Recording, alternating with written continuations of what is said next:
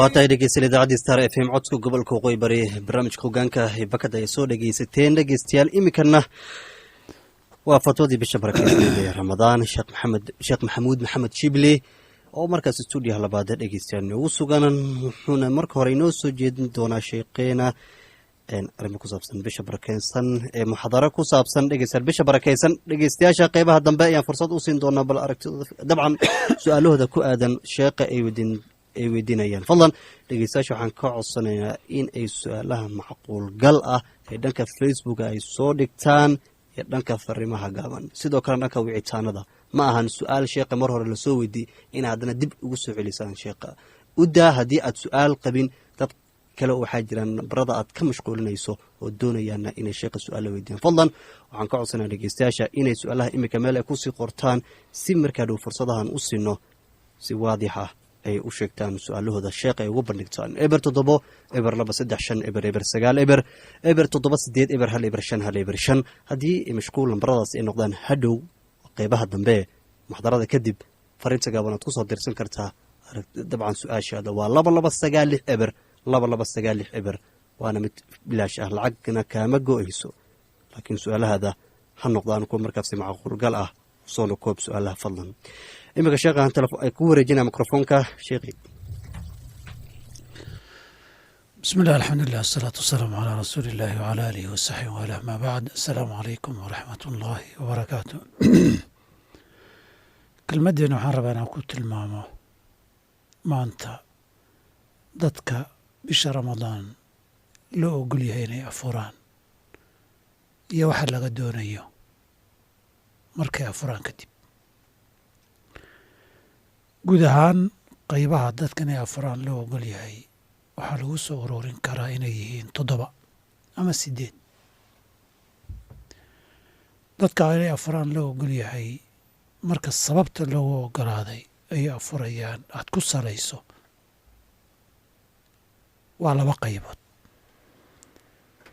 6 waa isku qayb 1 ama 2na waa qayb gaara dad loogu ogolaaday duruuf kooban oo haysata oo sida caadiga laga baxo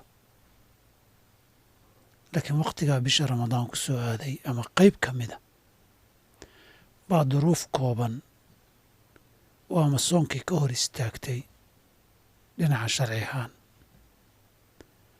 ama u ogolaatay inay afuraan dadka dhammaan waxaa laga doonayaa markay duruufta ka baxaan ay isbedesho inay dib ka soomaan ay ka qadayaan 4 ka mida axaadiis iyo aayaadka qur-aanku way caddeeyeen 2 ka midana afurin loo ogol yahay keliyay sheegeen laakiin waxaa laga doonayo lama sheegin haddii la eego sababta ay kuwii hore la wadaagaanna qaacidada qiyaasku waxay keenaysaa inay iyaga raacaan 4 nasku caddeeyey waa xanuunka iyo safarka faman kaana minkum mariidan aw calaa safarin faciddatu min ayaamin ukhra qofkii xanuunsan ama safar ku jira ee afur baa loo ogolyahay fa aftara la qadaraya halkaas faciddatu min ayaamin ukhar tiro lamidahoo maalmo kale ah buu soomayaa oo qadaynayaa 2daas aayadda qur-aanka lagu sheegay 2 kalena waa gabadha xaydka iyo caadada ku dhacday iyo gabadha dhiigga umusha qabto ijmaac lagu raaciyey iyadana nabiga alay slam xadiidkii caaisha markay gabadhii weydiisay ay tiri maa baalu lxaayidi taqdi siyaama walaa taqdi salaa maxaa ku dhacay gabadha caadada qabta salaad ma qadlaysa laakiin soonka ha qadlaysa loo yiri caaisha waxay tiri axaruuriyatun anti boqolyii dhibka badnaa ee khawaarijtaha ee xaruuro deganaa baad ka timid kunaa nu'maru biqadaa'i asawmi walaa nu'maru biqadaa'i asalaa soonka inaan qadaynaa nala fari jiray wakhtiga dhiigga aan qabno laakiin salaad inaan qadayno nalama fari jirin saas darteed salaadna lama qadaynayo laakiin soonka gabadha caadada qabta way qadayn axkaamtaas dhiigga umushu uu la wadaagaa ijmaacan. afartaasi haddaad eegto duruuftay u afureen baa duruuf kooban ah. maradku sida caadiga laga hadlayo waa marad iyo xanuun saddex midkood ay ka dhalanayso. imaa inuu xanuunkii kugu siyaado, imaa inuu caafimaadkii daaho oo kugu dheeraado. midna waa ziyaado iyo xanuun, qadarka xanuunka iyo jirada ah. midna waa zamankeeda oo ziyaadayo oo wakhtigeeda kugu dheeraanayo. lacalla laga yaabo waxaad samayn lahayd iyo daawooyin joogta aad u qaadan lahayd inaad ka batagtay, ama uu dhib iyo culays badan qofka ku noqonayo. safarkuna waa safar salaad lagu gaabin karo. labadaasi safarkana inta badan dee dadku waa naga yihiinoo safarta wakhti kooban baa la safraa. xanuunada iyo cuduradaasna inta badan waa laga caafimaadaa. saa darteed maalin uunan safar ahayn oo uunan xanuunsanayn buu qadaynayaa. gabadha caadadeeduna maalmo go-an weeye bisha, maalmo aynan caado lahayn. dhiigga umushuna wakhti kooban buu socdaa markuu dhammaado, ama isagu go-o ama muddadiisii dhammaato. afartaasi waxay ka midaysan yihiin waxaa la yidhahda alcajzu almu'aqat. waa qof aan awoodin ama xagga sharciga ay kaga timid oo gabadha dhiigga umusha iyo caadada qabtaa, ama ruksad la siiyey qofka safarta iyo qofka xanuunsan. afartooduba duruuftoodu duruuf wakhti kooban awey. wakhtigii markuu dhammaadana qadaa laga rabaa. waxaa la mid ah gabadha uurka leh iyo gabadha ilmaha nuujinaysa. labaduba waxaa loo ogolaaday xadiidkii anas bin maalik ilkacbi lagu sheegay inay afuraan in la ogolyahay. laakiin axaadiidtu intaan xasuusto en garanaya ma caddayn kadib maxaa laga rabaa. haddaynu qaacidada qiyaaska eegno, afartii hore waxay la wadaagaan in duruuftan ay duruuf wakhti kooban a tahay. waxa ugu badanay diidayse culayska ku noqonaya qofkan ama ilmaheedana uu yahay soonkan dheer ee xidhiidhka ah ee isku daba jira. saa darteed duruuftaasi labadaba waa looga baxaa. in wakhtigii baahida iyo uurka uu jiray ama nuujintaa baahideedu jirtay laga baxo, ama in dhibkii laga baxo oo haddii in yar loo qadeeyo aanay wax dhiba ku ahayn. hadday bishii 3 beri 10kii beriba maalin qadayso, 10ka bilood 30kii beri way dhammaanayaan. marka dhinaca wuu ka fududaan karaa oo ramadaanku uu xidhiidh ahaa. intaasi labadaasi waxay wadaagaan oo laga yaaba su-aalahoodu inay bataan, sida jamhuur ahlilcilmi iyo fuqahaduna ay u badan yihiin. qaacidada ugu xoog badan ee loo cuskadayo waa qaacidada qiyaaska. qiyaaskuna wuxuu keenayaa haddii aan hayno 4 sharcigu sheegay oo afuri kara ama inay afuraan sharcigu ogol yahay, duruuf wakhti koobanna u afuray, markay duruuftii dhammaatayna qadeeya la yidhi, kuwanna way afuri karaan la yidhi, duruuftay u afurayaanna ay wakhti kooban tahay, inay xukunka kuwii kala qaataan. qaacida qiyaaskana ka xoog badan aathaar bacdi saxaaba ama qof iyo 2 iyo 3 laga wariyey. qaacidada qiyaaska ka xoog badan. intaasi waa 6. qaybta 7 ama haddaan faahfaahinay 8 ka dhigi karno waa dadka la yidhahdo alcajz daa'im. ma awoodaan hadda, dibna kama awoodi karaan. haddana duruuftu uma saamaxayso. duruuftaasina dhammaad ma leh. oo haddii la yidhaahdo ha la sugo, wixii la filayee la sugayo waa un dhimasho. waxaa asaas u ah qofka waayeelka ee da' la soomi waaye. qofka hadduu waayeeloo da' gaadho, da'du dawa ma leh. inuu sii jilca maahane inuu soo xoogaysto duruuftii da'da ahaydee u diiday ka soo kabtoo ka soo xoogaystaay sida sunnatullaahi een aan naqaano ma aha. da'duna dawa male. nabiga yidhi sala allahu aleyh wasalam, cudurkasta dawuu leeyahay ila da'da maahane iyo geerida, labadaas dawa ma laha. saas darteed da'da waayeelnimada qofka inuu afuro u bannaysay soomkii awoodiba waayey duruuf laga soo kabanaya maaha waxaa la mida qofkii xanuun qaba daa'ima oo aan rajo laga qabin inuu ka caafimaado xanuunkan aan la soomi karin laakiin intii qiimayntii aadamihii iyo dhakhaatiirtii ay yidhaahdeen xanuunkan iyo dawada aad u qaadanaysaay waa cimriga ha ku furta intaasaa laga rumaysan yahay qofkaana rajo lama qabo inuu ka soo xogaysto oo duruuftan uu ka baxo dadka sidaasaa bedel bay bixinayaan cunto ah fidyatun طacaamu miskiin waay qof miskiina maalin walba la qoodinayaa macnaa qadar miskiin deeqdaa maalinkiiba waajibaysa wey ilaan soonku maalin buu u waajibaa laakiin sababkii guud ee ramadaanku hadduu guntamo wixii ka dambeeya wakhtiga la doonaa jimle iyo tafaariiq loo bixin karaa saa darteed dadkaana waa da alcajzi daa'im baa la yidhaahdaayo ama da ama xanuun joogta ah oon rajo laga qabin kuwa waa la ogolyahay inay afuraan maadaama aan la filaynin fursad ay ku qadayn karaan inay soo marto dambe beddelkeedii cuntay bixinayaan cid kastoo ku soo marto intaa aan sheegnay ka baxsan waxaad ku miisaantaa duruufta qofkan u afuray ma duruuf kooban oo rajada la qaba in laga bax ahba hadday sidaas tahay qofkaa qadaa lagu leehay hadday tahay duruufta uu afuray midaan rajo laga qabin in laga baxana qofka waxaa loo ogol yahay inuu beddelkiio cunto ah bixiyo oo miskiin qoodiyo intaasna kelmaddeena kusoo gabagabeynaynaa dadka afurka loo ogol yahay ama afuraya bisha ramadaan aan ku dambaabaynin iyo waxa laga doonayo markay afuraan kadib bilahi towfiiq waa tahay sheekhuna sheekh maxamuud maxamed shibli aad baad umahadsan tahay sheekhay dhegeystayaasha iminkan qaadadka telefoonada u furaya si markaasi ay sheekha su-aalaha ay u soo weydiistaan jawaabo waadix oo dhamaystiran ay u helaan fadlan waxaan kule dhegeysta ka faa'iidayso fursaddan waxaa laga yaabaa in mar kale ay ku soo marweyso oo iminkan baahi fara badan aad qabto su-aalo ah in aad doonayso in lagaa jaahil bixiyo maanta ay fursad haysataa sheekha stuudiyo kuu fadhiya eber 7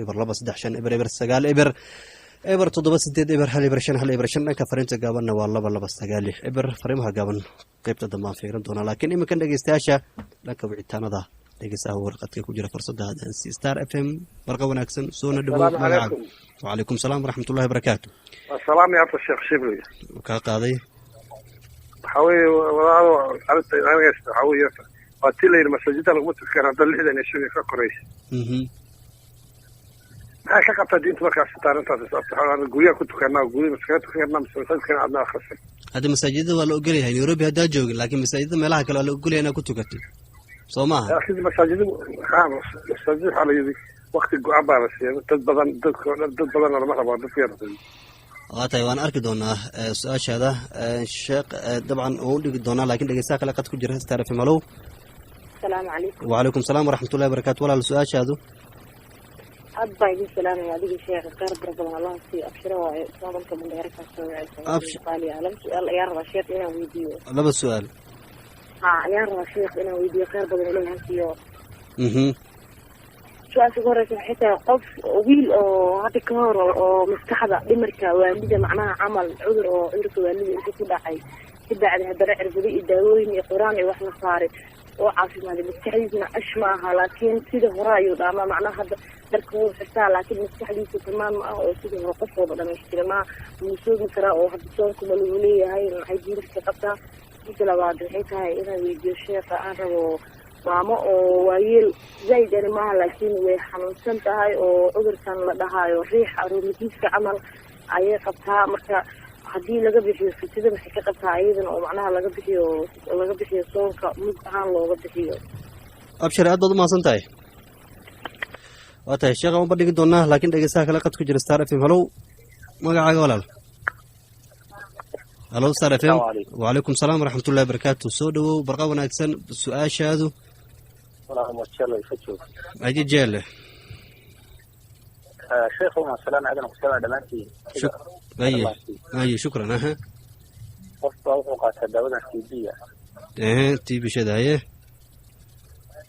خطير كان وحيد عن قاعد شو الموضوع الصبح في اللي هنا هنا واحد الجواد وبربرك وقادرية صبحي هي حيالها ولص قاعد شو الله موضوع هذا هذه حتى وصف وصفه أيوة هاي كلها يحل بركة وعلى صغرى هي كل وقت قوان قف خاص وقلب وأفر يامية sheekha weydiinaya. aad baad umahadsan tahay sheekha uma dhiganaa sheekhuna haye. bismi illah alxamdulilah wasalaatu wasalaam ala sala ama bacd. su-aal waxaan filayaa 4 bay ahaayeen. su-aasha koowaad saa'ilka koowaad waxaan weydiinayey waqti corona lagu jiraa masaajidiina meel ay xidhan tahay iyo meel tiradii la yareeyey waqtigiina la koobay bay isugu jiraan. guryaha ma isaga tukan karnaa? jawaabtu waa haa. xanuunkani waa jiraa, culays iyo dhib badanna wuu leeyahay.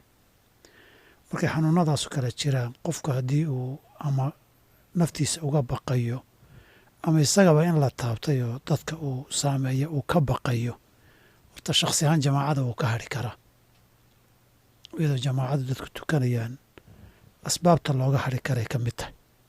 haddii cadadkii kaa buuxsamo ama masaajidiiba la xirana, intii is hesha ee ama guriga wada joogta ama xafiiska wada joogtaba hadday suuro gasho inay jamaaco wada tukadaan, hadday suuro gasho baa laga doonayaa. iskuma xidhna masjidka iyo jamaacadu.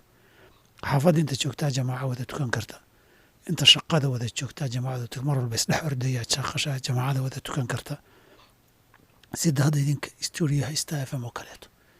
halka xafiiskiina meel ka mid oo barxadaad ku wada tukan kartaan haddaad rabtaan.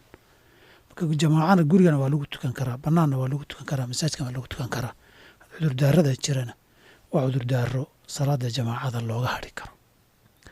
saa'ilka labaad wuxuuna weydiinayey qof caqli ahaan xanuunsaday oo garashadu ka tagtay, kadib quraan iyo dawooyin inta lala tacaalay waxoogay caafimaaday, ashna aan ahayn. qofkaas soonkii ma laga rabaa? dabcan dee qofkaasi waa qof xaalad gaara qiimeyn u baahan oo waxay ku fiican tahay dad culimo oo shariicadiina yaqaana isna arka inay qiimeeyaan.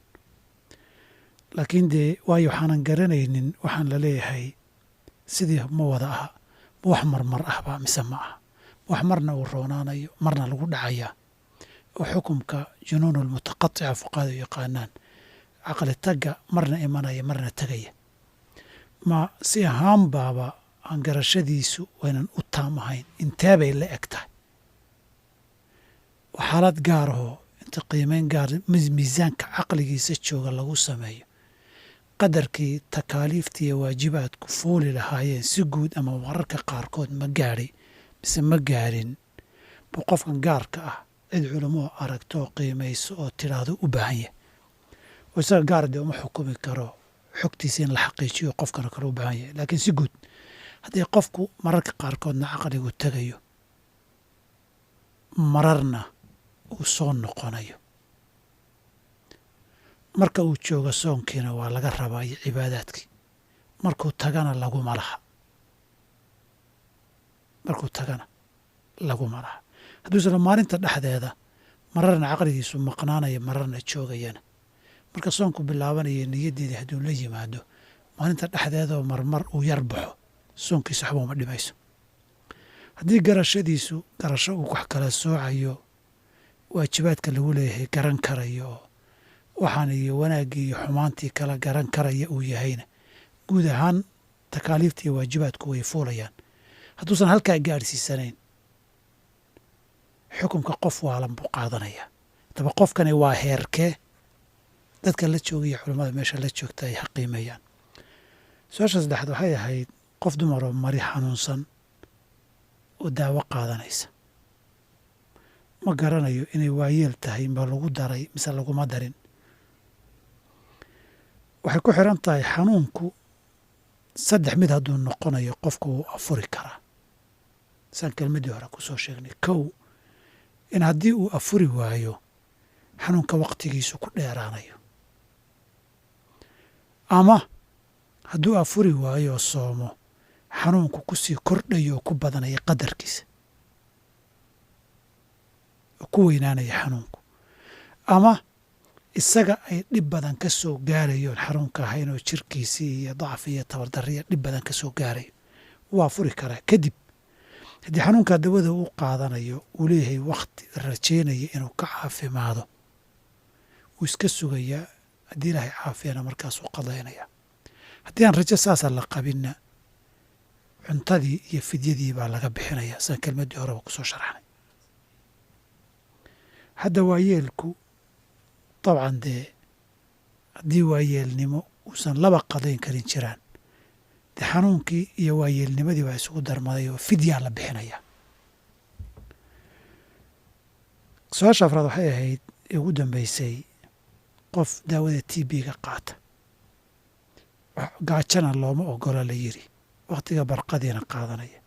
qofkaasi waa qofkii faman kaana minkum mariidan la yiri daawadiisana wuu qaadanaya wuuna iska afurayaa. intaan aqaano daawada t b-du wakhti go-an bay socotaay cimrigaa ha ku furta maaha. wakhtigii iyo dhakhaatiirtu marka ay yidhaahdaan hadda waa roonaatay insha allahu ilaahay caafiyo yuu soomkii dib ka qadaynaya. wuxuu gelayaa faman kaana minkum mariidan aw calaa safarin fa ciddatu min ayaamin ukhar buu gelayaa. wabillahi towfiiq. shukran sheekhuna sheekh maxamed shibli aad baad mahadsantaha sheekhay. dhegeystayaasha kalen fursadda siinayaa qadka telefoonka ku jira star f m. halow magacaaga walaale. haye umi su-aashaada. waa tahay waan ka xumay umi dib usoo beegsaan leeyahay. dhegeystayaasha kale qadka telefoonka ku jira star f m. halow walaal magacaaga. halow haye su-aashaada. cabdoojo waxaa jirin su-aashaada. su-aasha sheekha maxaa weydiinaa amar ilaahay dawado habeenkii waaga ku barya adoo daahir ahayn maxaa ula jeeda adoo daahir ahayn adoo wasa qabto daahir ahayn baa waaga ku bari haye salaadii subaxnaba soo gashay haye marka maxaa samayn kartaa ma laga yaaba duruuf biyana haysanin bay dhici karto dabcan su-aashaada ma kala cadda adiga su-aashaada ma kala caddo maxaa daruufaha sheegayso iyo anigoo daahir ahayn baan soo kacay salaadiina way ahaysaa salaadiina way ahaysaa biyaha markaa ku qabayso degdeg aad ka gaarsiin karan ma ha sax marka maxaa samayn karaa sheekh aad ku gaari karaa macne ha waa tahay waan ku fahmay waa tahay sheekhan u bandhigayaa wuu mahadsan yahay dhegeystaha kale qad ku jira star f m. halow waan ka xumahay star f m. halow halow star f m.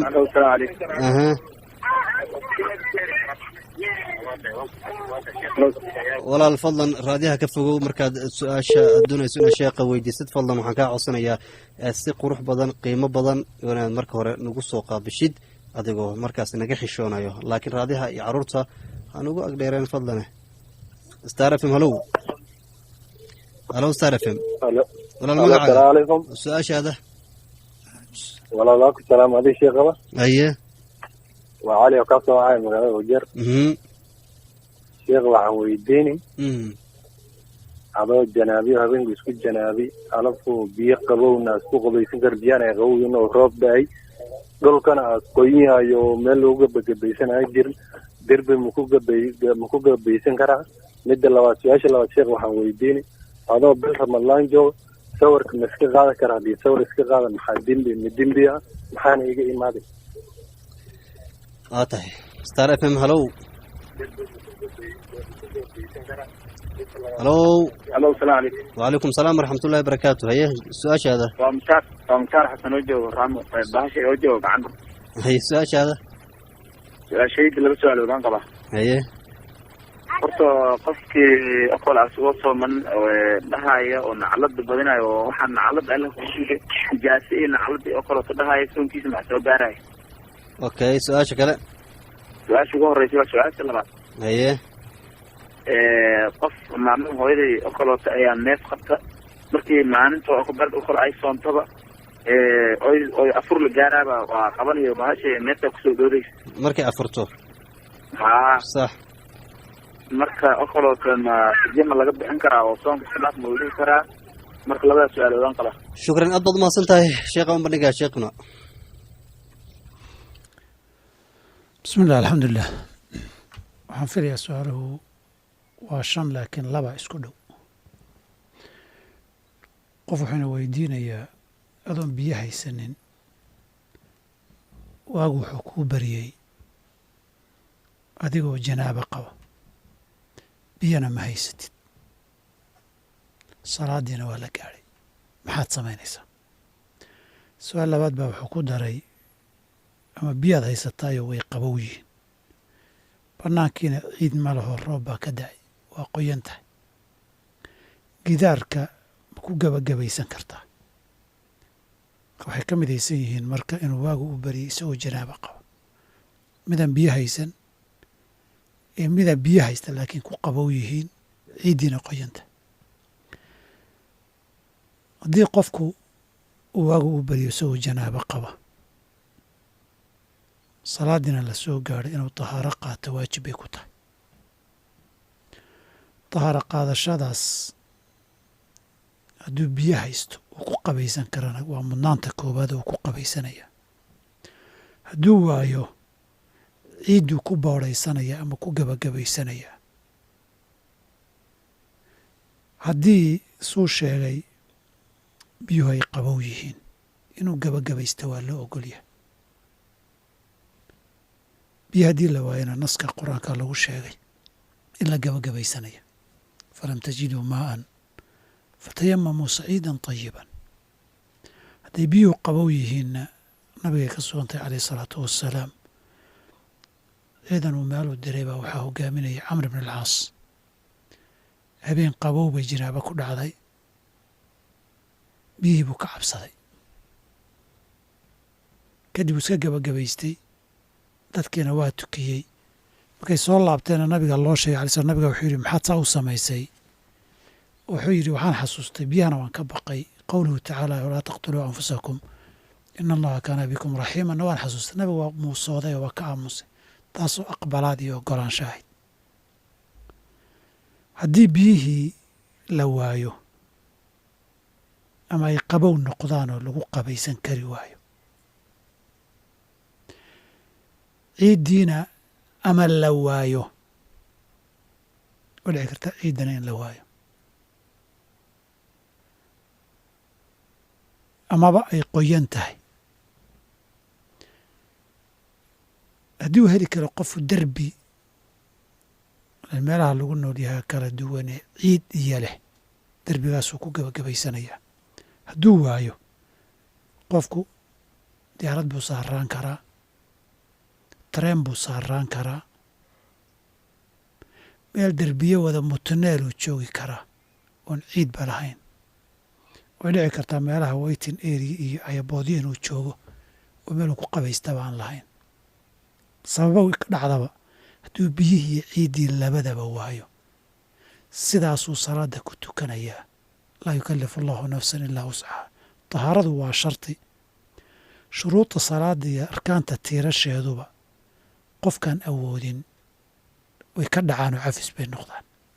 salaadaana sida raajixa ah qada laguma laha, khilaafan liasxaabina shaaficiyadu qadayn bay yidhaahdaan. laakiin qisadii camaar ibni yaasir iyo cumar bnkhadaab radi allahu canhuma bay janaabo ku dhacday iyagoo nabiga ka maqan, biyona maana haysanin. waxay sameeyaan bay garan waayeen. camaar ibni yaasir ciidduu ku galgashay si uu gebagabaystay kayfiyadiina fatayamamu wuu maqlay aayadda way jirtay, laakiin sida loo gebagabaysanaya maanu garanayn. ciidduu ku galgashay wuu iska tukaday. salaaddii waxba soo celi lama dhihin. markuu nabigu u sheegay sidii u qadayn lahaa, si uu gebagabaysan lahaan baa dib laga baray. su-aasha saddexaad wuxuuna weydiiyey, anigoo sooman sawir ma iska qaadi kara oo soonkaygii wax muu dhimayaa? dabcan waxay ku salaysan tahay khilaafka culummada ee ka jira sawiradan fotograafka ee la iska qaadaay ma xaaraan baa? haddaan markaa cawraad iyo qaawanaan la sawiraynin ma xaaraan baa mise ma aha? haddii la yidhahdo waa xaaraam, haddii dunuubta la gelaya ka mid tahaye soonka ma jebinayso, laakiin ajirkiisay wax u dhimaysaa. dunuubta iyo macaasidu ajirkay wax u dhintaa. haddii la yidhahdo xaraam maaha markaan cawraad la sawiraynin, waxyaabaha mubaaxaadka ee bannaan bay ka mid tahay oo asal ahaan soonka waxba uma dhibayso. laakiin mar walba khilaafka ku jira darti intuu iska dayn karo ama iska yarayn karo, inuu iska dayo ama yareeyaa laga rabaa. maxaa raajixa labada culimmada ilaa hadda masale khilaaf ka jira weeyo, labada qof ee isku xigay culimmada labada ra'yi ku qala qanacsan. aniga waxaa ila raajixa sawiradan photogaraafkiihii inaynan xaraam ahayn kuna noqonayninna tilmaamihii sawirkii sharcigu reebay inaynan ahayn qofka ilaahay abuuray muuqaalkiisii oo hooskiisa la qabtay ay tahay halkana dee meel lagu faahfaahiyo doodeeda iyo bandhiggeeda maaha. saa'ilka afraad ee su-aalihii wuxuu ahaa qofka sooman maantoo dhanna lacanada afkiisu ku badan tahay nacanlaadu ku badan tahay muxuu yahay xukunkii soonkiisu? dabcan lacanada badani lacanadu meel ma dhul dhacdo, imaa inay ku dhacdo qofkii aad ku tuurtay oo uu mudan yahay, oo ima adiga inay kugu soo noqoto. lacanaduna waa ilaahay loo bariyay qofka naxariista inuu ka fogeeyo, ama qofkii baa mudan ama adigay kugu soo laaban. waana dunuubta kabaa'irta ee waaweyn oo nabiga ay ka sugan tahay alayh salaam qofka mu'minka oo la lacnado ka qatlihi dilkiisa inay lamid tahay. maanaa qof dilkii bay lamid tahay. axkaamta iyo qisaasta iyo diyada kala mid maaha, laakiin xagga dembiga ayay kala mid tahay. adduunka tan adduun dhaafin hadday ahayd qof naxariistii ilaahay aakharina dhaafiya lagu habaaray, naxariis qof la dhaafiya qof naar iyo cadaab galay weeye. dhinacaasay aakhiradiisii dil loo ilaahay baryey ay u tahay. soomkiisuna dee ajirkiisa ay wax u dhimaysaayo. nabig alay slam waa kuyidhi man lam yadac qowla azuuri waalcamala bih falaysa lilaahi xaajatun fi an yadaca طacaamahu wa sharaabah. ilaahay qofkii aan hadalka dembiga iyo falka dembiga iska daynin waxba ugama baahna inuu cuniya cabitaan iska daayo. xadiid abu hureyrana waa kii haruba saa'imin laysa lahu min siyaami ila aljuuci waalcatash. waxaa badan dad sooman oo soonkiisa oon iyo gaajo mooy wax ajir aan lahayn. taasay sababi kartaa, laakiin waduusan wixii afurinaya la yaqiinay samaynin waxaan dhihi karaa faradku wuu ka dhici daahirka sharciga iyo xukumka oo hadda uu burayna dhihi mayno, qadana dhihi mayno, laakiin soom ajirkiisu hadba qadarku la ekaya dhaawacmaya wey. su-aasha ugu dambeysay wuxuu yidhi qof neef qaba hadduu soomo markuu afurayo ayay neeftii qabanaysaa. markuu afuro ayay neeftu qabanaysaa. qofkaa fidyo ma laga bixin karaa? qofka marka hore waxay u baahan tahay in dhakhaatiirta inta lala tashado naasixiin oo muslimiin ah maxay tahay sababtuu u qabanaya markuu afuro qofku uusan ka hor u qabanaynin. mase jirtaa markuu afuro wax uu samayn karo oo xanuunka kaga badbaadi karo?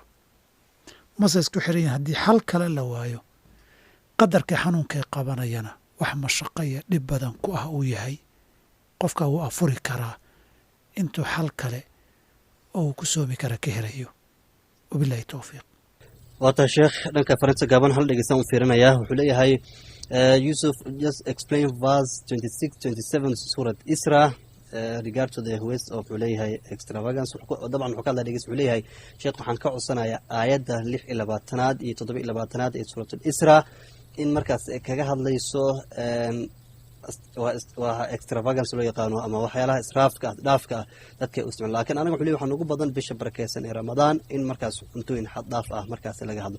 waxaa markaas rabaa sheekhu inuu ii kala qaado aayadda kale ayadana israaf ah oo leeyahay yaa baniya aadama quduu zinatakum cinda kulli masjid wa kuluu washrabuu walaa tusrifuu inahu laa yuxibu lmusrifiin. aayadda kale sheekhu ka hadlay waxay tahay waaatida alqurba xaqahu walmiskiin wabni sabiil walaa tubadiru تبديرا إن المبدرين كانوا إخوان الشياطين وكان الشيطان لربه كفورا. الحمد لله. waxaan filayaa su-aal maaha, waa dadka lagu baraarujiyo bisha ramadaan in la soomaa lagu talagalay. macnaheedu cunadii iyo cabitaankiiba way yaraadeen, suxuurtiiba wax yar la cunay, kadibna afur wey, quraacna lama aadin inkastoo suxuurta quraac lasoo hormariya noqon karto, qadana lama karsanin, afurkuna waa un cashadii oo hal mar laga wada dhigtay ama laba qaybood laga dhigtay.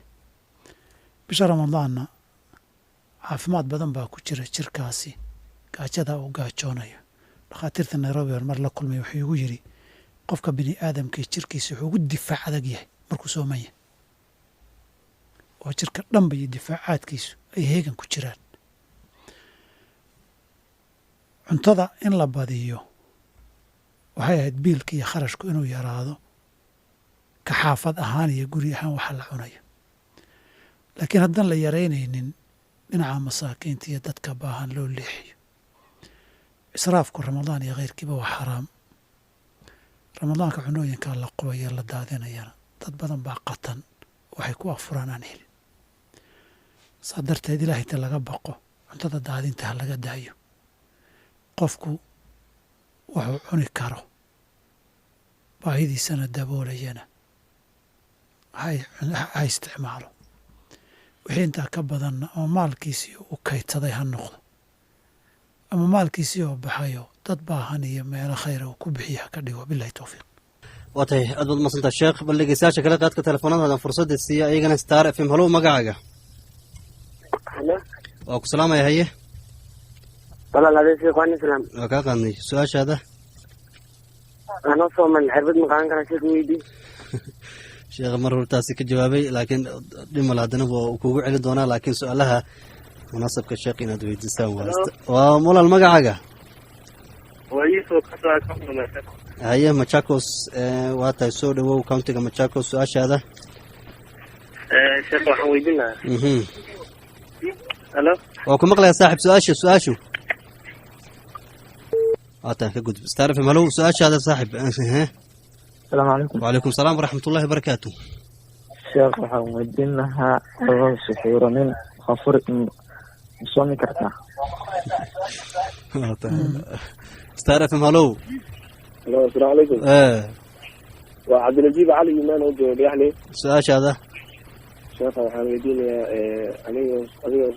adigoo sooman oo jiifa haddaad riiq dalmayso ama riiqas ugu dalmayso siduu shahwada kaaga timaado soonka wax maa ku gaaraya adoo soo jeeda mise adoo jiifa hurdayso waxba kala ogeyn adoo jiifa waxba kala ogeyn hurda shaata aye star f m halow السلام عليكم. وعليكم السلام ورحمة الله وبركاته. والله وقت شاء الله صلاة كلام سؤال الشيخ ودينا إن شاء الله. أي سؤالها هي. سؤالها وحكم إذا شيخي قص بالناس قبي. وعشر الناس أنا قص مركي خلاص وحكون ده جنة قصر. هاديات. وعشر مركي تصبوا في وحيقة بكلف ساعة مشان ساعة. ظهر النمو. أنا ما عملت لي وادري في شيء بعد كم مرة اللي يسكبوا في مرة في قسم كثير على نولي وما دعينا ونفيس يساع. هي. أنا ما أنا مرة واحد كسر بحبال كاستيد إنه كسر عن مرينيا. دعوة كجرتها هي. لا وأنا صومان عبال كوحميد إذا صوم مزيج ولا مدة كره. شيخ خير الله سيادة وحندرينا وسهل فتي يا مقرة. تيمم كهاد وتي سهل هي. قرآن كذا عن سؤال من هو صلى لي هي. فتيمم سعيدا بيضا بالدرب عاد وقلنا. فوت يوم يعكي وكأنه الله تعالى كلبر. مرك أرنتها سمحيتها. قفك إلا عيد بالجري لبضع سنة كذا ودي. ما سنت. استعرف ملو.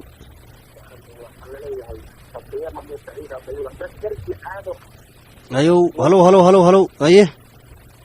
هلو تغير دارسة. سؤاشة. لو سؤال شيخنا ظهرنا فيه. أيه. مثل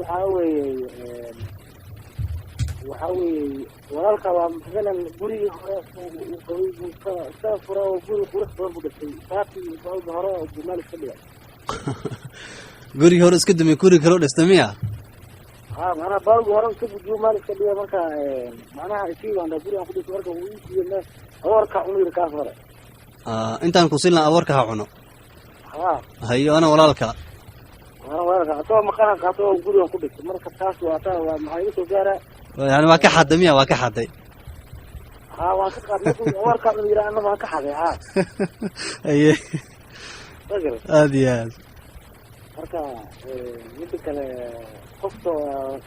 قصة الحق هو صدري الحق ما أتقال أنا عرفت المراكز الجوات الحول صدرة ما أتقال ما الحق فيني حلال فيني خلاص يعني anigoo ogeyn baa lacag liisoo diray ninka lacag iisoo diran meeshuu ka keenay waxaaluhu wuxuu kusoo qabtay waxyaalaha ma kala garanayo laakiin waan iska qaataa wixii taana ma garanaya leeda miya waa tahay maasanid waa tahay sheekh طيب بسم الله الحمد لله su-aasha koowaad ee qofka xanuunsan irbad ma qaadan karaa irbaddu haddaynan ahayn faleebooyinka nafaqada ee booskii cuntada iyo cabitaanka gelaya haddaynan ahayn soonka waxba uma dhimayaan. dabcan dee afka wax laga liqayna aynay ahayn ama sanka laga siiya aynan ahayn oo jirka intiisa kale gacan iyo xidida iyo bowdye iyo laga qaatay iyo garab iyo irbadaha soonka waxuma dhimayaan oo soonka ma jebinayaan. qaacidada waxa soonka cunta ahaan u jebiyaan insha allah waa cashirka berri ah baan ka qaacida ahaan u sheegi doona haddii alla yidhaahdo. su-aasha labaad ee ah qofku inuu soomi kara isagoon suxuuranna hadduu niyooday soomkii soonku waa saxya suxuurtuna waa sunno oo nabigu yidhi tasaxaruu fa inna fi saxuuri baraka. suxuurtu waxay leedahay barako laakiin waajib maaha shuruudda iyo arkaanta iyo tiirasha soomkana ka mid ma aha. saas darteed soonku wuu ansaxaya waana la soomi karaa iyada oo aan la saxuuranin. sa'ilka saddexaadna wuxuu ina weydiiyey qofka asagoo sooman maalinimo inta uu seexdo ay janaabo ku dhacdo ay biyihii shahwadii ka yimaadaan intuu riyoodo soonkiisi wax ma u dhimaysaa? su-aasha jawaabteeduna waa maya. qofka hurdaayey ilaa uu soo tooso waxba lagama qoro ama erey uu yidhi ama waxyaabaha sidan oo kaleeto. keliya waxaun laga yaabaa in loo qabsado fal uu sameeyey oo dad kale dhib u geystay sida dee hurdadii intuu isgediyo ilmo yaro jiifo korka hadduu intuu ka foge ka buurto ilmihii bakhtiyo ilmihii ku dhinto neefta ku celiyo ama gedigu isgediyo meel lugta intuu ku dhufto darmuus iyo alaab iyo intuu tuura uu jajabiyo xoolihii dandhowgoodii waa laga rabaa. taana axkaamtu xataa majnuunka waa laga rabaa dandhowgeeda qofka waalan. axkaam wadciya la yidhaahdaayo sababo ku timid laakiin fal isagu dembi ma laha. nabigana alai slam waa kii xadiidkii cali ku yiri irfaca alqalamu can halaatha waxaa ka mid ah can innaa'imi xataa yastayqid qofka hurda ilaa u soo tooso. sa'ilka afraad wuxuu ina weydiiyey bahalkan neefta loo isticmaalo qof neef qaba oo bahalkan laysku buufiyo ee afka la gashada qaaca leh isku buufinaya soonkiisa wax muu dhimaysaa? sida saxdaa maya. waxaan waa qaac iyo qiiq weeye waxa gelaya.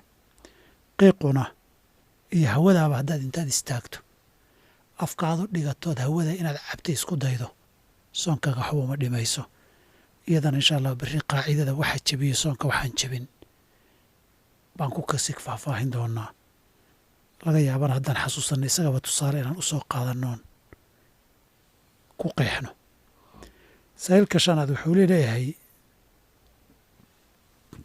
wuxuu daba socdaa su-aal hore oo ahayd gabagabaysiga derbiga lagu gabagabaysanayo.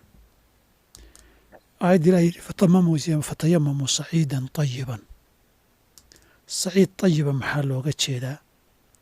asalka waxaa looga jeedaa ciidda dhulkaa looga jeedaa. axaadiida dhulkana daahir baana looga dhigay leh waxaa khasisaya xadiidkii muslim imaam muslim wariyey xudayfata bn lyamaan radia allahu canhuma wa ardaahuma uu nabigu lahaa waxyaabaha khasaa'ista ilaahay siiyey markuu ka hadlayay wajucilat lanaa turbatuhaa tahuuran turbatuhaa dhulka tahuurka looga dhigay lagu tahaaro qaadanayo waa ciidda. laakiin waxaa jira khilaaf culammada iyo fuqahada dhexdooda ah saciidka ma ciidda mise maa calaa wajhi alardi weeye. mufasiriinta aayadda tafsiirkeeda haddaad akhridana waad ka helaysaa wax kastoo dhulka korkiisa fuqahada madaahibta muslimiintu qaar ka mida ayaa qaba in saciidka looga jeeda maa calaa wajhi alardi wax dhulka korkiisa oo dhan ah. dayibkana daahir looga jeedo oon meel najaaso martay aanu ahayn. haddaba hadduu qofkii derbi helo ciid leh derbiyada qaar baa dhoobada inta lagu qaso ciidda baa lagu malaasaa. derbi ciid leh hadduu helo ciiddaasi shardi maaha dhulka inaad ka soo qaaday xataad weel ku qaaday haddaad miis korkii ku shubatay haddii derbi ku taallaba isku mid waay. haddaynan meeshii lahayn ciidna uusan qofku haysanin laba xaaladood weeye. mar walba salaaddii inuu tukadaa laga rabaa mar walba salaaddii faaqidu tahuurayn baa la yidhahdaa labadiiba kii waayey ciddii tiri derbigaa gudayana derbigaad marsatay uu kaaga asixi ciddii tiri derbigu ma gudayana adoon meel laba marsanin tukay ku lahaayeen marka mar walba waa tukan imaadoon derbigana marsanin calaa qowlin waxaa fiican si aad labadaba u jamciso derbigiina inaad marsato salaadiina tukato laakiin fatwada culimmadaad weydiinaysaay tafsiirka saciidka ee lagu kala qaybsan yahay baa sida iyaga raajixle ay kugu jawaabayaan su-aasha lixaad wuxuuna weydiinayey qof walaalkiia yaa alwaax uu guri ka saaray iyo alaabu guri ka saaray oo hore bannaan ka dhigay iskuma fiicnayn sida muuqato dad isku xun bay ahaayeen haddii uu weydiistayna uu u diido aboorku ha cunu yidhi intaan ku siin lahaa kadib kanna waa qaatayoo waa isaga dhistay xukunkeedu muxuu yahay dabcan mas'aladani waxay hoos gelaysaa mas'alo kaloo caam ah xoolaha la naco iyo alaabta la tuuro ma la qaadan karaa haddii la qaatase ma la milkinayaa waxaa aragnaa mar walba dad alaab guri iska beddelay ama sidoo kale guri dhistay oo mar walba waxaynu aragnaa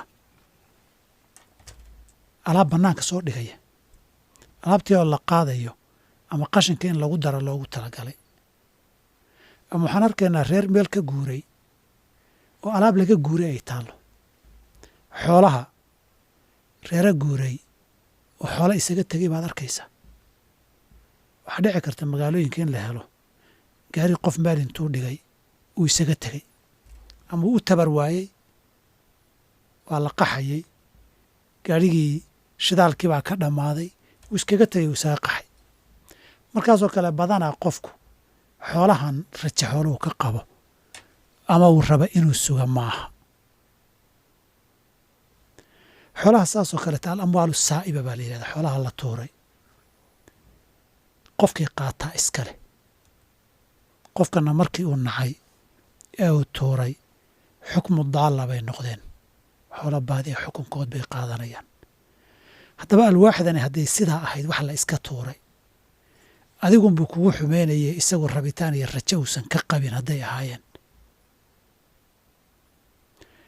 adiga iyo qof kaleba waad qaadan kartaan waayo qofku markuu saa ka dhigo maalkii meel lagu tuuro ciddii lehbaa ciddii heshaa qaadata haddii xoolo rajo leh oo meel u yiilay oo uu ku ilaashanayo ay dhici karta in wax kale u intifaacsado o u isticmaala ay ahaayeenna xoolaha weli milkigiisi kama bixin isna ma nicin xoolaha xaqdaraad ku qaadatay walaalka cafis inaad weydiisato ama qiimahoodii waxay gooyaan aada guddood celisaa lagaa doonayaa midka ay tahay dee adiga walaalkaabaa garan kara su-aasha toddobaad ee kooxdii su-aalihii ugu dambeysa qofkani wuxuu ina weydiinayaa qof meelaha waddamada galbeedka iyo jira ayaa lacaga noo soo dira waxay ka shaqeeyeenna ma naqaano ma qaadan karnaa jawaabtu haa asalku qofku xooluhu ku siiyo asalka maalku inuu xalaal yahay wey ilaa ad ogaado xaaraan inuu ka keenay wixiisoo dhanna xaaraam yihiin ama tan xaaraan laga keenay ilaa ad ogaato hadday dhacdo inaad ogaato inuu xaaraan ka soo shaqeeyo ama taniba xaaraan tahay xaaraantaa labay noqon in dad laga soo xaday ama laga soo dhacay oo lasoo boobay taa xoolahan dadka laalaho ma qaadan kartid iyo inuu shaqo xaaraan iyo waxaan bannaanayn oo ribi iyo ama doofaar iyo wax ka shaqeeyey waad qaadan kartaa haddaad adigu qof baahan oo wixii ka maarminoo jumlada masaakiinta gelaya aada noqoto way xoolaha fogsoo kale marka la isdhaafinayo kasbiga khabiidka iyo kasbiga xaraamta ku soo galay marka la isdhaafinayo masaakiintaa la siin lahaa adigii miskiinkaabaa la husiyey isagaan ajir ka helaynine adigu waad qaadan kartaa haddii aadan ogeyn meel laga keenan waad qaadan kartaa dhibaato ma laha wabilahi towfiiq mahadsanid sheekhay su-aal halkan taallo waxaa sheekhle inkastoo aan goor uu soo gabagaban doono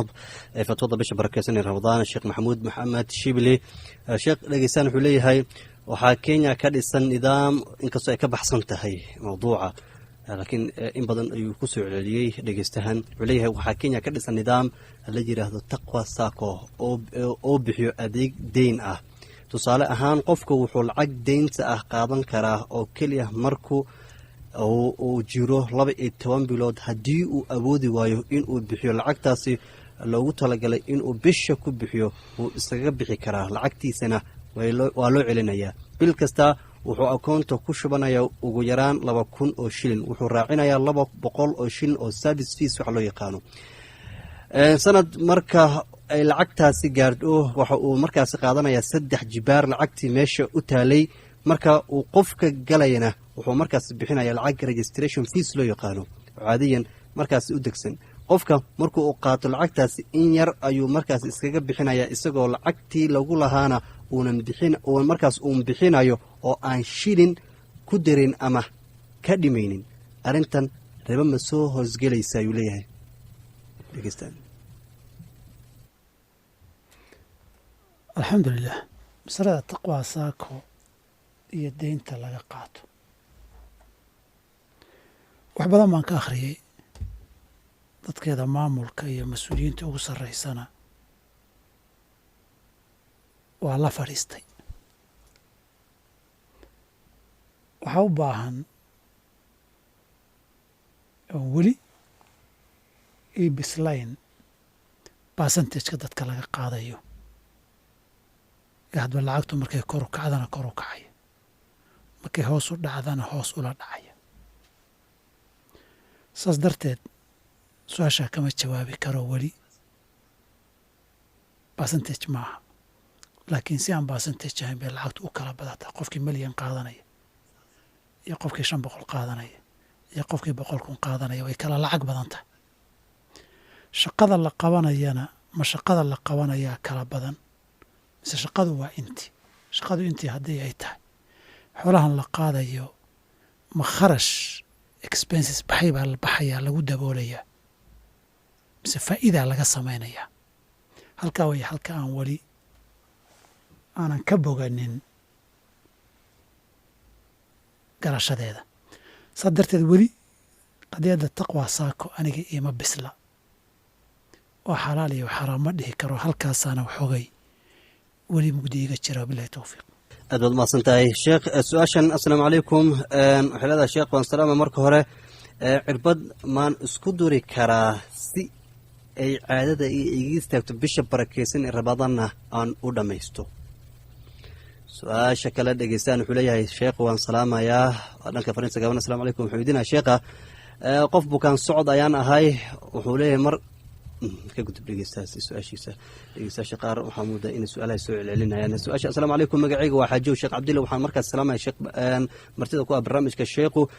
wuxuu leeyahay salaada cishaha ayaan kasoo dhibdhacay, dabcan maan kulmin karaa taraawiixda iyo salaadii cishaha? sida markaas dhegeysta aragtiisu kusoo dhiibanayo sheekh.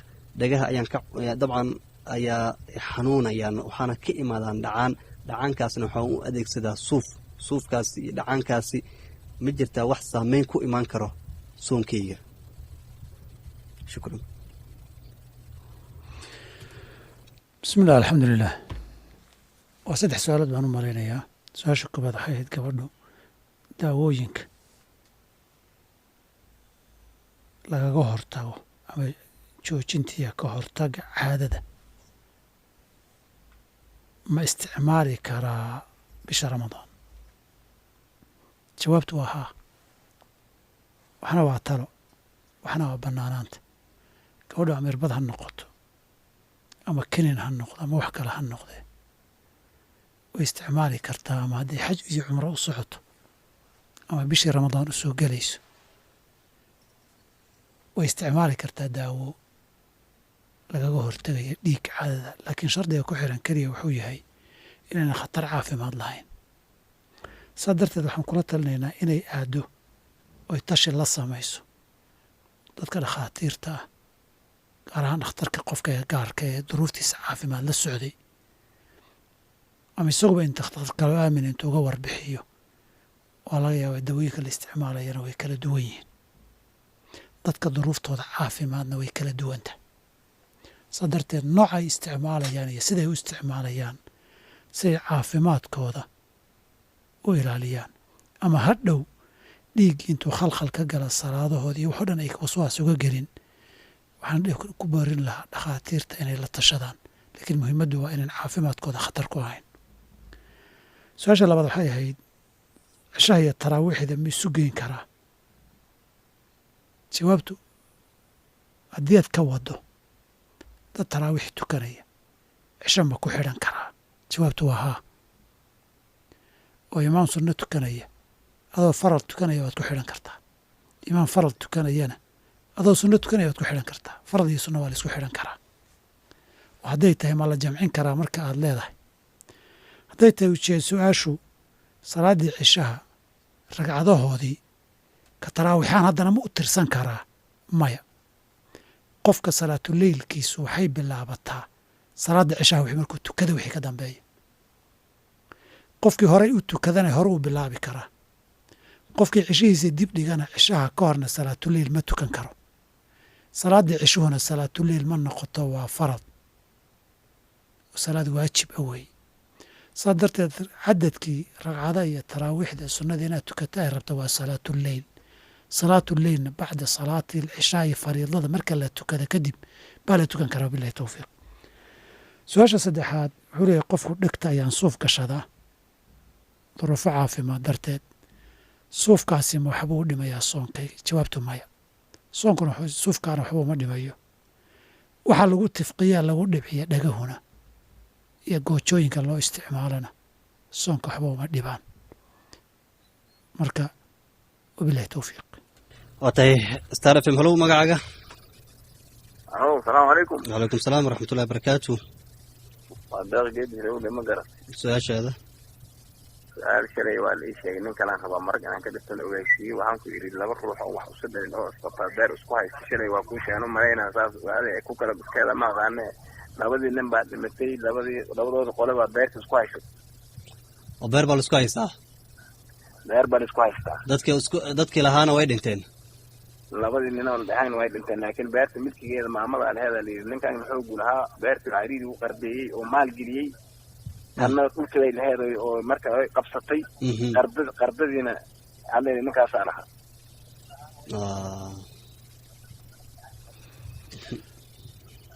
hay sheekh alxamdulilah ikhwaani waxaan rabaa inaan ihahdo su-aashan shalay maahayna daraad bay ahayd mar labaad aan ku celiyo su-aashan su-aal fatwa ma aha su-aal qadaa iyo maxkamad weeye xoolo dad isku haysta in la dhegaysto saasaa la yidhi ma anfacdo caddayntii rasmiga ahayd loo tagay u baahan tahay yaa lahaa milkiga kadib qofka ayaa dhexalkiisa lahaa masaladaas haddii nisaac dadku is haystaan oo xoolo la isku haysto ama dhiig la isku haysto dadkuna iskhilaafsan yihiin masale fatwo culimo lama weydiiyo culumaha xukun loo geeya ama qaadi ah ama ay xukun dhiibteen kadib xogta rasmigaa laga dhegaystaa maxaa caddaynaya markhaati a la raadiyaa kadib xogtaa waxaa ka soo baxaya maxaa u baahan dib in loo xaqiijiyo waxaa ka soo baxaya yaa meesha ka soo baxay oo xuquuqdan wax ku yeelanaya markhaatiyada la sheegaya yaa la qaadan karaa iyo yaan markhaatiyadiisa la aqbalaynin baa la qiimaynaya marka kadib baa xukun la soo saara masaa'ilkan masaa'il xukum weeye masaa'il fatwa ma aha wabilahi towfiiq dhegeystaha qad ku jira star f m halow asalaamu calaykum waraxmatullahi wabarakaatu su-aashaada wacalaykum salaam waraxmatullahi barakaatu su-aashayda haddaan hor u gala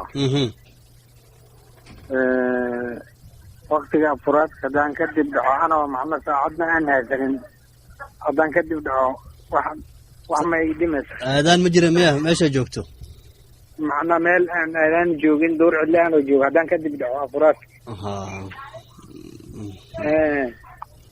waa tahay dhegeystaha kale star f m halow asalaamu calaykum wacalaykum salaam walaal waa maxamuud ramatan kala soo xorigaya haye su-aashaada su-aala yar aan rabaa sheekh inaan weydiiyo khayr allaha siiyo anigoo sooman ayaan dhiig bixiyey yara wareer ayaan dareemay soonkiina maxaa gaari kara mise qofkii lagu shubay isagana waa soonnaa ay wax yihiin kow ans labaad 3 soonna isku xigto gabadha aan qabo ila joogto 3 soon soonkii koowaad iyadoo urlaa u galay waa soo lumisay kii labaad iyadoo umul ay u gashay waa soo nuulisay kii saddexaad haddana waa nuujinaysaa ha waa saddex waa saddex soon oo xigto isku xigta haa kan kii hore waxaan ka bixiyey fidyo aan ka bixiyey mana soomin kii labaad walaxaan ka bixiyey isagana waxna waa ka soomtay waxna waa ka bixiyey kan hadda oo maanta maraya toddobada maalmood loo soontay waan hayn laadahay waa tahay tan kale bahashaan la dhaho dalaal ama boko waxay noqotaba xalaal miya mase xaaraan dalaal ama guri ha noqdo ama xoolo nool ha noqdo ama gaari ha noqdo ama kuwa boosajinga laga qaraa ha noqoto aad u maasantay waan fahansanahay okay dalaal wuxuu ku imaadaba kan kale lacagahan la dhaha yes no ay dawladda bisanayso oo kaararka lagu qaato oo ayadana say tahay maxay tahay kaararkaasi noogu soo celi yes no midaan kaararkan dawladda ay bixisay yes no ee la dhaho oo lacagaha lagu qaato maxaa kamid waxa lagu qaato waa kaarar oo bixisay 2012kii dawladda bixisay waa kuwo waa yes oo lacagaa ku jirto 3 bilood 5,400 meelaasaa lagu qaataa kuwana nooca u qorana ilaahay amarkiisa waa qadar ilaahay keenay oo waxba kuma jiraan marka ma dadka masaakiinta loogu talagalay dadka masaakiinta agoomihii kuwii miya agoomihii lagu talagalay waan ku fahmay sax hay waa maasantahay dhegeystayaasha dabcan adaa u dambeysaa dhegeystayaasha u dambeey sheekh waan soo xirayna haye bismi illah alxamdulilah waxaan filaya waa 5 su-aalood su-aasha koobaadi qofka soonkii xilligii afurka ka dahay saacadna ma haysto meel aadaan lena ma joogo waxbaa soonkiisa soo gaadhaya maya dadejinta afurku waxay ahayd sunno sunnada ka tegitaankeedana soonka waxba uma dhinto dembina maaha khalad qofku galayna maaha haddiiba gaar ahaan cudurdaar leeyahay oo uu ka shakisan yahay qoraxda weli inay soo jeedo ciduu kaashada iyo si uu u xaqiijinaya inay jirinna soonkiisii inuu ilaaliyaa lagu lahaaye wax dhibaato ah ma laha saa'ilka labaad wuxuu ahaa qof baan dhiig u bixiyey isna sooman oo lagu shubay anoo sooman baan dhiig shubay dhiigga la shubay soonka ma jebiyo dhiig qof lagu shubayna cunno iyo cabitaan iyo macnaheed midna ma ahano soonka labooda midna kama jebiyo waa soo wadaa qofka lagu shubay dee xanuun iyo baahi hadday ahayd oo xanuunka isagu u afurayo xaddii loo afurayeyna uu yahay waa loo ogol yahay ma dhiiga qaataa miyuusan qaadanin qofka dhiigga shubay hadduu intuu xanuun dareemo uu soonkii hayn waayo inuu afura waa loo ogol yahay wax dhiig shubid keliyana ku xiran ma ahane qof kasta oo sooman oo soonka inuu hayo ku adkaato oo naftiisa u baqa oy culays ku noqoto wuu afuri karaa xukmul mariidi buu qaadanayaa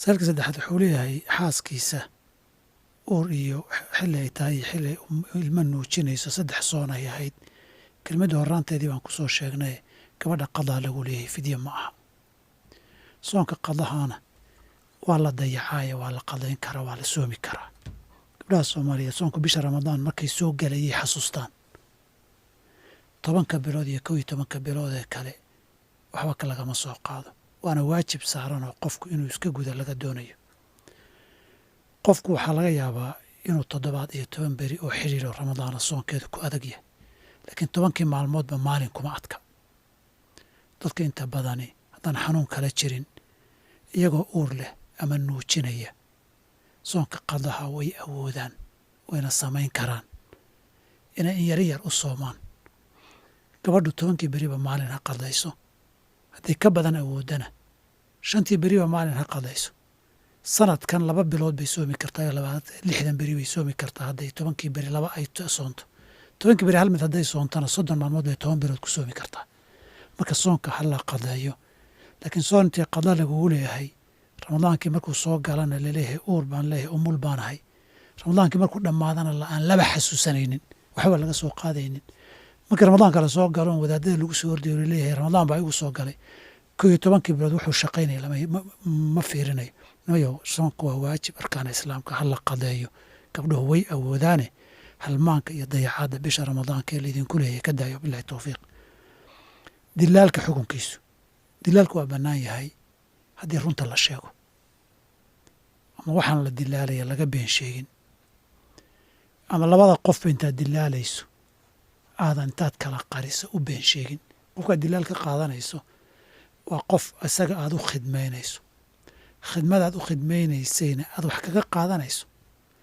haddaad ka kalena ka qaadanayso kanna wixiisa inuu qaali noqdo uu doonaya kanna wixiisa inuu raqiis noqdo doonaya mid walba mid kale aad la riixdi uu doonaya haddaad labada dhinacba ka qaadanayso labadaba u sheegto watan anuu iskiin tuskiinna iisuu jiijiidkiina aan leeyahay laakiin labadiinaba dilabaal mid ku leeyahay ama curfiguba sidaa yahayna labadaba waa bannaan yahay laakiin waxaad dilaalaysana wax xalaala inuu yahay adiguna runta aad ka sheegayso odan been iyo khayaan iyo musuq maasuq ka shaqaynaynin baad u baahan tahay su-aasha u dambaysa ee kaararka dowladdu ay qaybisay yees iyo no ah ma aqaano kaarsaas in la qaybiye hadda ay ugu horreysa dabcan ma fahansano no iyo yes inay ku kala qorin lakin waxaa aaminsan yahay kaarar waxaa jiraan masaakiinta la siiyo dowladda oo dadka waayeelada ah fanrabolka dadka agoomaha ah loogu talagalay in la siiyo dabcan waxaa marka la xukumayo xukunkiisa la garanayo siduu u jira faahfaahintiisa in la yaqaana ka horeysa dee hadda ka horna ma arag mana maqal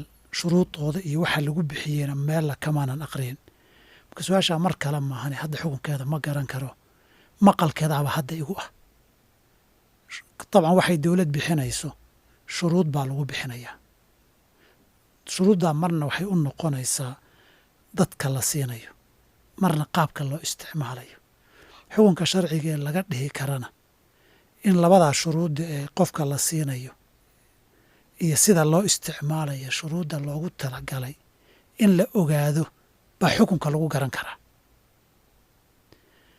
marka dee taa marka la ogaado baa xukun la ogaan karaa tiina kama warqabo maba ogi saa darteed haddii aan irahda waan ka jawaabi waxaanan xaqiiqadiisa ogeyn dee anna waan islugoyn saa'ilkay weydiinayn waan lugoyno gebi baan ka tuuri wabilahi towfiiq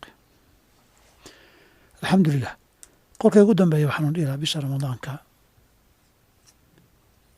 dadku loo ogol yahay inay afuraan qadahana lagu leeyahay dee wakhtigii bisha ramadaan ay dhammaato yaanay halmaamin oo waajib saaran oo laga doonayo oo hadday ku dhintaan lagula xisaabtamayo inuu yahay ha ogaadaan xuquuqda bini aadamkaba meel baa lagu qorayo waa la xasuustahay xuquuqda rabbi ha la xasuusnaado wabilahi towfiiq